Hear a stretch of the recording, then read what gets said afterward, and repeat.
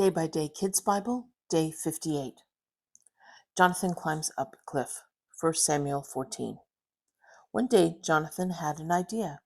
He told it to a young man who was his helper. "Let's go where the enemy is," said Jonathan. Jonathan didn't tell his father he was going, so no one knew Jonathan had left. "Maybe God will be with us," said Jonathan. "Nothing can keep God from saving us. He can save us if there's lots of us. He can save us if we're a small group."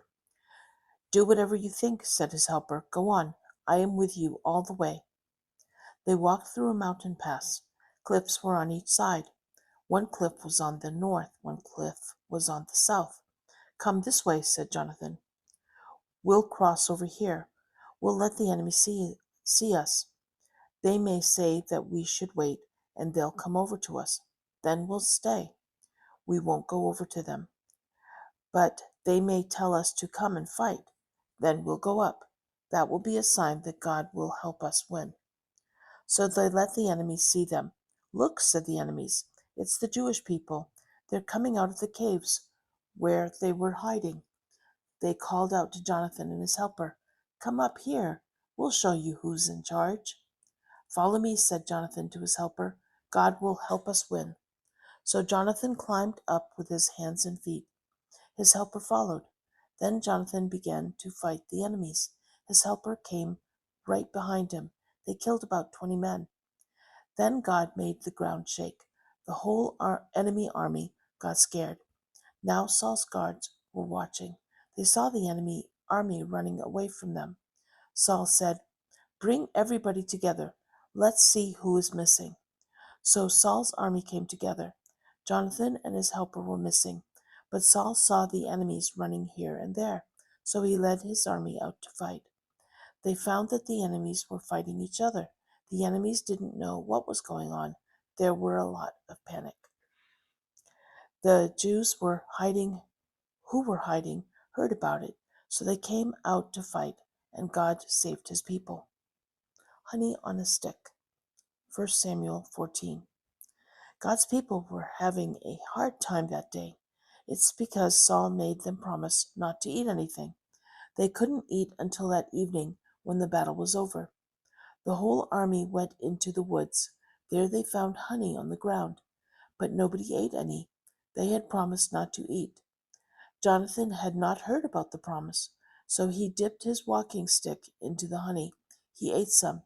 He felt stronger right away. "Your father made us promise not to eat," said an army man. "That's why we're so tired."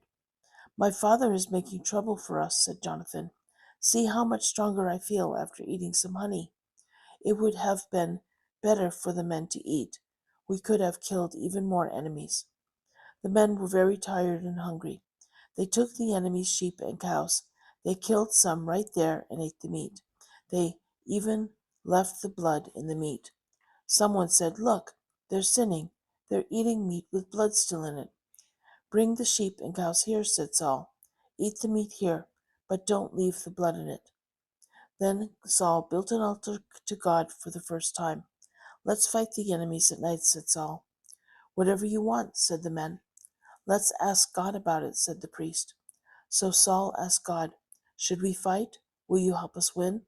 But God didn't answer Saul. So Saul said, "All you leaders come here.